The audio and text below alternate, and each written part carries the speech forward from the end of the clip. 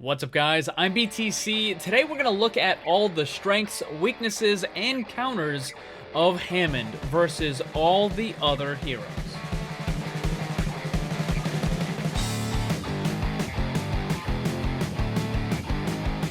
The characters in Overwatch were designed so that while they may be strong against some heroes, they'll be weak against others. This video is to help you better understand those matchups and what heroes will counter Hammond and which one he is a good counter against. But keep in mind that just because a hero is strong against another, it doesn't mean an automatic win. Player skill and other factors play a big part in determining who wins that fight. Slight advantage against Deva. Both characters are high health, high mobility, but Hammond tends to have the edge. He can also continue attacking while the adaptive shield is up, while Deva can either attack or use the defense matrix, not both. It's close, but Hammond should win out most of the time. Slightly weak against Orisa. She can prevent all knockback effects with Fortify, and also severely disrupt Hammond's movement with her orb. If he's trying to engage or retreat, she can stop it in its tracks. Fairly strong against Reinhardt, as he has no crowd control resistance, and Hammond can easily knock him out of position or up into the air. Reinhardt poses little danger to Hammond, and even a charge does almost nothing against Hammond's total health. Very weak against Roadhog. His attacks are particularly strong against tanks and characters with large hitboxes. The hook can stop Hammond in his tracks and prevent him from escaping or properly engaging. Roadhog's ultimate is also incredibly strong against Hammond generally, but also good for clearing out his ultimate.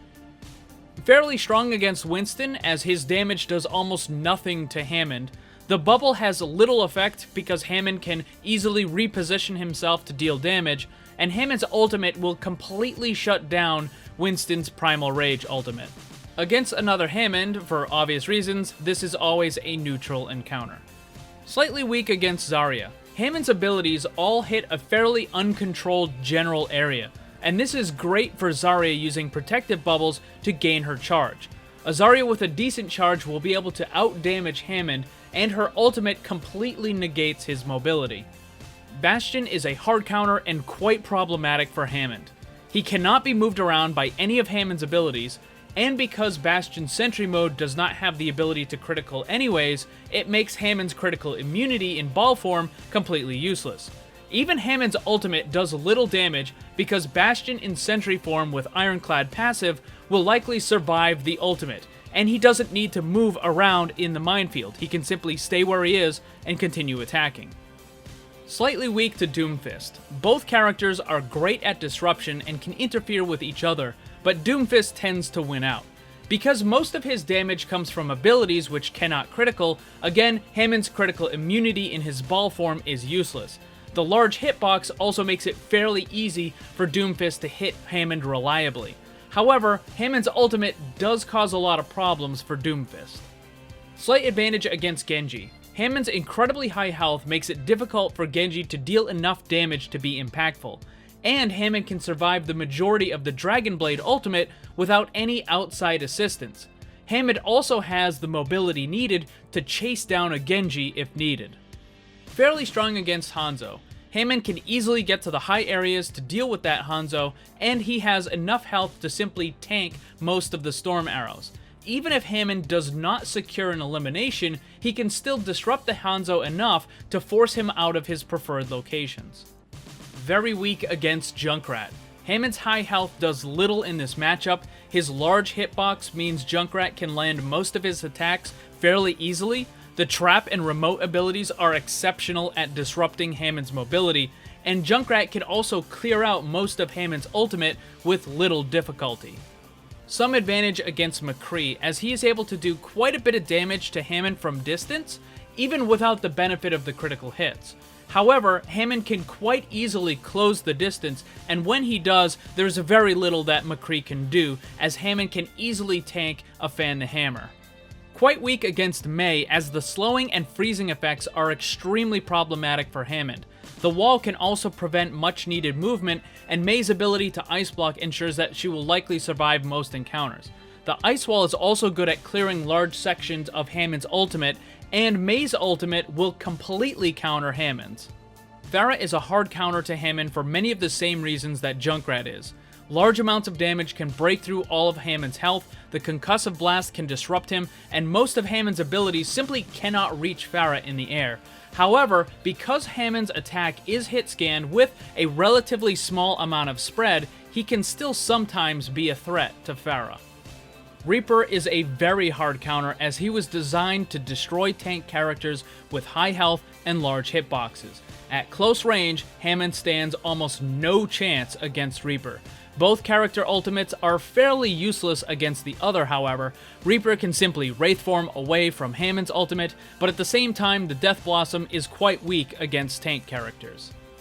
Slight advantage against Soldier. At range, Soldier can do a decent amount of damage, but Hammond can fairly easily close that distance, and when he does, there isn't much Soldier can do besides trying to escape. Even with that though, Hammond has enough mobility to chase down Soldier, and at close range, Hammond will almost always win. Sombra is an extremely hard counter to Hammond. While she doesn't do much damage to him, the hack and EMP are utterly devastating, not only preventing him from using his mobility entirely, but also removing his critical hit immunity he would normally get while in ball form. The biggest impact, however, is not being able to use the adaptive shield, as that deprives Hammond of hundreds of health points. On top of that, the EMP will completely remove it if it's already been activated. Slight disadvantage against Symetra. This is almost a neutral encounter, but there is a slight edge. This mostly comes in the form of Symetra's turrets being able to slow down and seriously hinder Hammond's movements. Symetra is also able to deal large amounts of damage with her alternate fire orbs, similar to Junkrat and Farah. If Hammond tries to engage at close range, the teleporter allows Symetra to jump back and forth and keep the distance. Fairly strong against Torbjorn. Hammond is able to easily get anywhere Torbjorn has placed the turret. He can then simply tank the damage and destroy it. While approaching, he can also knock the Torbjorn away so he's not able to repair the turret. Torbjorn's alternate attack can be strong at close range, but Hammond can usually tank it and still win out. Slight advantage against Tracer, as she's likely not going to be able to do enough damage to eliminate him. However, Hammond can cause a great amount of disruption and quickly move to his backline and peel the Tracer away from whoever she's trying to attack, effectively denying her the ability to do her job. Hammond can also easily tank Tracer's ultimate. Very strong against Widowmaker. There is nowhere she can go that Hammond can't follow, and unlike other dive characters, Widowmaker cannot land a critical on Hammond as he approaches. They are always going to be normal hits until he's right up close, and by then, it's just going to be too late. Fairly strong against Ana. Without any mobility, if the sleep dart misses or is on cooldown, then there's simply no escape. The Bionade anti-heal has little effect as adaptive shields boost Hammond's health and will outlast the anti-heal effect. Landing a sleep dart is fairly easy with Hammond's large hitbox, but this also makes it easy for him to accidentally be woken up. His high health makes sleep quick combos impossible. Slightly weak against Brigitte, just like all other dive characters, but Hammond's large health pool means that her damage is not much of a threat. The bigger issue is with the stun and whip shot preventing Hammond's mobility. While she won't likely be able to get an elimination on him, because she can constantly keep hitting him, it means that she will always have her passive active, meaning she can heal herself and her teammates. Slightly strong against Lucio. Hammond's mobility allows him to keep up with Lucio in many cases, but more than that, Hammond's knockback can push a Lucio off of a wall and make him slower and significantly more vulnerable. A Lucio trying to stall out a point can easily be dealt with in this way. While Lucio can try to boop Hammond off of an edge, Hammond's abilities will allow him to almost always recover. The Lucio boop can be a little bit disruptive in other situations. Slightly strong against Mercy. Once more, Hammond's mobility allows him to keep up with the Mercy trying to escape, but his knockback effect can also prevent Mercy's resurrect from completing, which is incredibly powerful.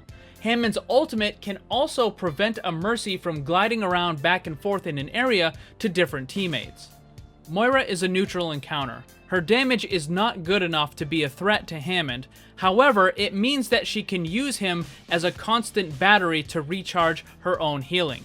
Her Fade also allows her to easily avoid Hammond's damaging abilities and his ultimate. Her self-healing potential is good, but often Hammond can outdamage it. Very strong against Zenyatta, as he has no mobility and his only defense is to discord and try to land criticals. However, since Hammond cannot get critical hit while approaching, a lot of that damage simply isn't there. Once Hammond closes the distance, there's not much that Zenyatta can do. If any character gets a rework or significant buffs or nerfs, some of these matchups may be subject to change, so keep that in mind, but for the most part, they should remain the same. What hero counters, strengths, and weaknesses would you like to see next? Let me know down below. Thanks for watching, and if you'd like to see more, subscribe and hit that bell so you don't miss anything. Also, come hang out in my Discord server and my Twitch live stream. Special thanks to my Patreon supporters. If you'd like to see what kind of cool VIP rewards you can get, check the links down below. And remember, always blame the controller, because it's never your fault.